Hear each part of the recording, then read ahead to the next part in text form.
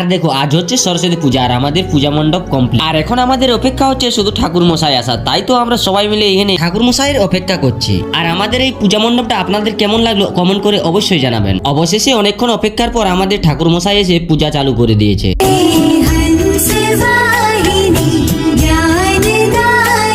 আর এইদিকে দেখো আমাদের পুজোর ভোগের ফল টল সব এখানে কাটা চলছে। আর দেখো ঘড়ির কাটায় বাজে 8:42। আর ঠাকুর মশাই এত সকাল সকাল পুজো করছেন কারণ হচ্ছে ঠাকুর মশাই বলেছেন প্রথম পুজোটা তোমাদের দিয়ে চালু করব। এবার শুরু হয়ে গেল আমাদের পুষ্পাঞ্জলি দেওয়া, কারণ এটা হচ্ছে অনেক দিনের অপেক্ষা, কারণ এই সময়টা 365 দিন পর একবারই আসে। যাই হোক আমাদের পুষ্পাঞ্জলি কমপ্লিট। এরপর ঠাকুর মশাই আমাদেরকে শান্তি জল ছিটিয়ে দিচ্ছে। আর আমাদের পুজো শেষ হওয়া মাত্রই শুরু হয়ে গেল ভোগ মাখানো। আর আমাদের একটা জিনিস বাকি রয়ে গেছিল, সেটা হচ্ছে তিলক, সেটাও আমি নিয়ে নিলাম। তারপরেই চলে এলাম আমরা রানীবাঁধ হাই স্কুল। আর এখানে এসে দেখি ও বাস, এখানেও তো পুজো কমপ্লিট হয়ে গেছে। তো চলো ভিডিওটার বেশি বড় করছি না, সবাই ভালো থাকবেন, সুস্থ থাকবেন, সুরক্ষিত থাকবেন, টাটা বাই বাই। দেখা হচ্ছে আবারও কোনো একটা নতুন ধামাকাদার মিনি ব্লগে।